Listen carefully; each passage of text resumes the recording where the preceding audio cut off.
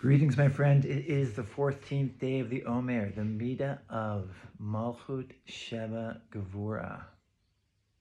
So, Gevurah, as we've discussed, is this quality of boundary, focus, strength, the ability to discern, and to have that be in balance so that that discernment that Gevurah is actually supports expression in an appropriate way, in a way that actually leads to the greatest expression of who you are in the world, that leads to the greatest expression of loving kindness in the world. And some of us get a little bit too intense on the Gevurah, a little bit more judgmental, too discerning, too particular, and that disrupts our capacity to give forth. And some of us are a bit too diffuse and open and expansive and sort of rooted in chesed and expression without enough boundary and clarity and focus to enable us to actually contribute to the world in a way that is positive and effective and appropriate. And so the idea is not strong or weak in Gevurah, but it's balanced and appropriate. In that way, it's kind of like the immune system, because the immune system is there to determine boundary, to actually sit at the boundary of you and the world outside of you or inside of you, if you're thinking about your gastrointestinal tract, and to survey and constantly be vigilant about this is me and this is other. And like in anything, we want our sense of self and sense of other to be appropriate so that we can have real relationships with others, that we can give and receive and be connected in meaningful ways, but not to be blurring the boundary and getting confused about who is self and other. And so Gevurah is an incredibly rich concept, and balancing our sense of Gevurah is incredibly important. And so the Midah of Malchut, which is kind of the final Midah, it's the seventh. It contains all of the other ones. Malchut is this aspect that gets called kingship, or kingship's really the past. Kingship, royalty, nobility. There's a lot of different qualities of it. And the whole question is like, how is my Gevurah? And how does Malchut complete or empower this Midah of Gevurah to be balanced and appropriate? So that whether you're going outward in terms of expressing self in the world, or going inward in your spiritual life and practice about trying to connect to a higher transcendent sense of self to inform your life, Gevurah can either serve you or get in the way. I think I've mentioned in this notion of like inner practice, whether it's prayer or meditation, that voice that's constantly judging and distracting and preventing you from actually connecting to your inner quiet and clarity and focus and presence. That's like overactive Gevurah as well. So there's an aspect that's going in, there's an aspect that's going out. Gevurah is about expressing and connecting like you want to be connected. And then Malchut, which is called nobility, kingship, we can understand that in different ways too. One way is being the boss. So, the king is the boss. The king has like all of the power. And to step into a sense of like, you know what? I am determined and I am going to overcome and deal with whatever I have to overcome and deal with. And so the Matok Madvash, who's the Rav Frisch, he's a huge chacham who has a sefer that's called Usfartam Lachem, and you will count them. He talks about the effort of Gevurah as overcoming the negative tendencies of the animal soul, overcoming the Yetzer Hara. And Malchut means just like knowing that you're the king of the army. You're actually in charge. And that's that confidence and intention to say, I'm going to overcome my negative tendencies. Whether my negative tendencies are to be too focused and overwhelmingly vigilant and hypercritical versus not having enough boundary and clarity, and just to be strong about it and to augment your strength through prayer. Prayer in the Zohar is connected to Malchut.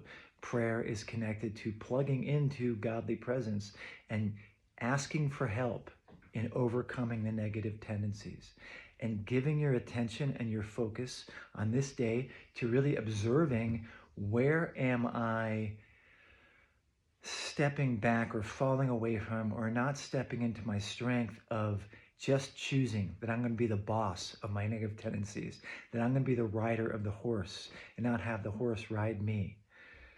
Just to explain that metaphor, if you haven't heard that before, but like our animal soul, the embodied soul, is often analogous to like the horse. And your divine soul, your higher self, your higher qualities, that's the rider. We want the rider to be riding the horse.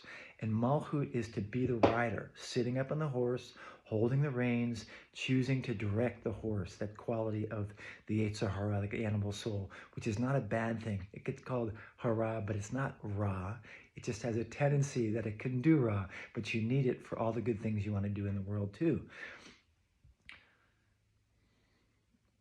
I came across some really beautiful stuff recently from beautiful sefer, Shari Ora. It's a deep Kabbalistic sefer, Rabbi Jikatela. And what he's talking about there is that the quality of Malchut is also the name of Adnut, Aleph, Daled, Nun, and Yud. That's the name. If you're looking in a Sephardi or a Kabbalistic siddur like Matok Madvash, you'll see that name inside the Shem Havaya. In the final Hey of the Shem Yud, Hey, Vav, and Hey, there'll be the Shem Adnut, Aleph, Daled, Nun, and Yud. And what that represents is that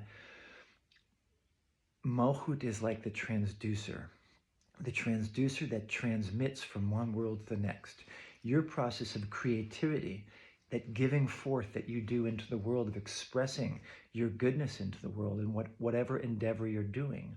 Malchut is the transducer, where something is given forth from you into the world beyond you or the world within you. And, you know, a transducer in an engineering approach is sort of like, it takes an electrical signal and makes sound, like a speaker system is a transducer. Something that takes one kind of information and turns it into another kind of information.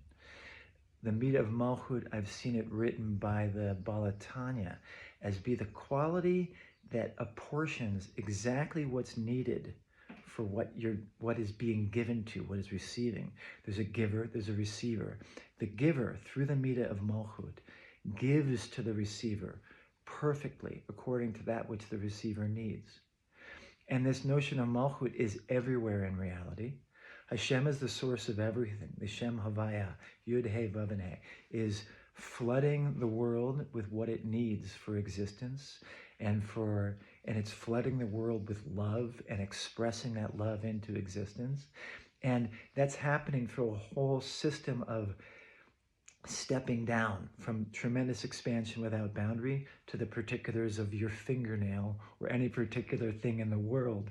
And so there's level after level of transducing, of stepping down, the Seder Hishtal Shalut. At every level, there is a apportioning of what's needed to the level below. We say in the Ashrei prayer, Malchutcha, Malchut Kol Olamim. Your Malchut is the Malchut of every world.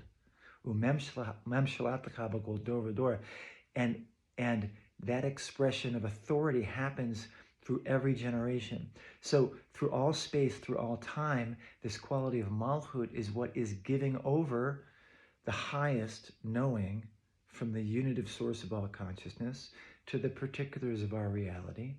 And when we're plugging into the Midah of Malchut, we're plugging into that capacity, that quality of giving what's appropriate and what's needed, taking all of the higher qualities and transmitting it to the next world in a way that's appropriate for that creation that's coming forth from us.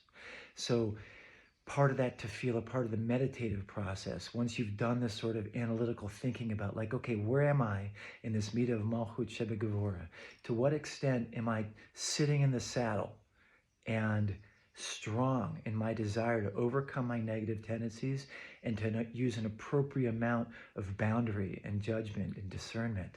And to what extent am I actually praying for divine assistance in that, which is also the Midah of Malchut? So that's what I'm aiming for. And there's a meditation of just sitting into the presence of God, to whatever extent you can do that, and reflecting on the fact that Malchut is the consolidation of all the midot.